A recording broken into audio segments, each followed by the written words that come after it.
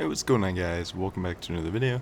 Today is a quick look at the J29D premium Swedish jet. I figured this is good timing because War Thunder Summer Sale happened where most all the packs are 50% off, at least more like the top tier packs, the rank 6 and 7s, which means a lot of people probably went and picked one up. If you didn't, then good for you.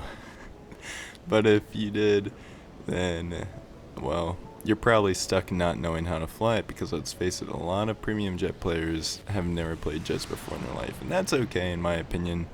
It can be a little frustrating when you have a bunch of them on your team, but I mean, I can't really blame people for buying their way into jets when War Thunder makes it so that you have to grind for like a year just to get your first jet unless you spend money on the game. So first up, I didn't throw those opening clips in just to, fill up space and make the video longer, albeit this is a pretty short video in the first place. But I think the main attribute, I guess, of this plane is that it's fantastic in head-ons. It's got 430mm. They're pretty damn good 30 mils. I'd compare them right up there with the Headon cannons on the Hunter. It's basically like having Headons as if you were flying a Hunter, to be honest, but you're not. You're in a more maneuverable and almost as fast J29. I run these guns with air targets, and when they hit like a bus. You're rarely gonna have to, take a follow-up shot on somebody. Most of the time, if you get a nice clean burst, they're gonna die instantly.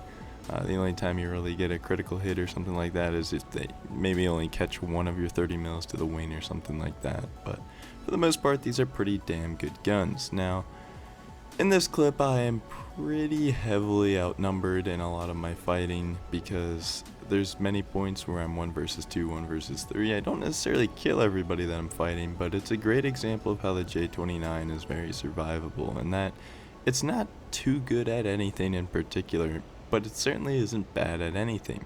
It can turn. It's not the best turned fighter.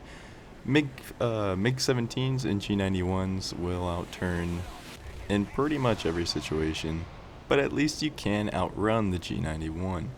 You can't outrun something like an F-86 or the MiG-17 or the Hunter or any of those other planes that really don't belong in this battle rating, but they're forced to because they don't belong anywhere else. I'm talking about the MiG-19s, the T2s, stuff like that. This plane is at 8.7, so it is gonna see those 9.7s relatively often. I do tend to get up tiered pretty often in these 8.7 jets. I don't know what it is, but it is what it is. Another thing is that a lot of your games are going to be full of AV-8 Harriers and other aircraft with air spawns. This is very, very annoying. In fact, I don't have a whole lot of gameplay to show you guys because I just don't get too many interesting games.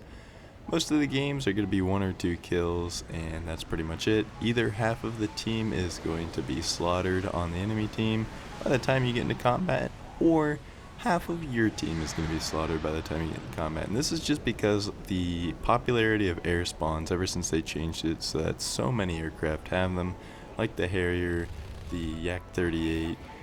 Both of those have a premium variant too, which doesn't help anything, but you also have things like the A4 Skyhawk and various others, Su-7s, stuff like that. People fly these planes out pretty frequently, and sometimes half of your team or the enemy team already starts in the air, and the game is pretty much decided before you even get to the combat zone. And since you don't have an air spawn, you just kind of have to deal with it. Once again, another nice head on there. If I had to give somebody that bought this plane just one piece of advice, I'd just say practice your aim. You don't have to have the best combat dogfighting skills in the game to have success in the J29. If you just learn how to head on a plane, you can get at least a kill or 2 every game. Now, I don't mean just commit to a head-on and spray your 30 mils until you're 0.2 kilometers face to face with the target. That's never a good idea. If you guys commit to head-ons, you really need to stop doing that. It's going to keep you on the lower end of the skill gap, and that's never good. You want to go to the higher end of the skill gap. So when you go head-on with a plane, make your aim, or take aim rather, 2 or 3 kilometers away, and then pop your shots off, dip out before you're within 1.4 kilometers, something like that. It depends, of course, what the enemy plane is using. If they have higher velocity cannons, then you want to dip out a little bit earlier. But you know what I'm trying to say. Once again, head on. Missed him, but you can see what I'm saying as far as evading after you take your shots. You don't want to stick around. One really nice thing about this plane worth mentioning is that it's quite forgiving. If you don't really know what you're doing yet in jets and you want to experiment, play around, try turn fighting, some things that you've never fought before, you can do that. Pull 1 or 2 turns, see where you end up in that kind of scissor fight. And if it looks like it's a losing battle for you, you have an afterburner, albeit it's kind of a pathetic afterburner, but it is an afterburner, and it does help with your acceleration and energy retention. This plane doesn't lose speed all too easily, and speed equals life in jets as altitude equals life in props. Most of your games though are going to look like this. You know, you'll pull 1 or 2 kills, nice head-ons, nice clean shots, and then your team will get clubbed, or they'll do the clubbing. But that pretty much does it for the J29. I hope you guys enjoyed the video. I hope you learned something from the video. And I hope I'll see you in the next one real soon.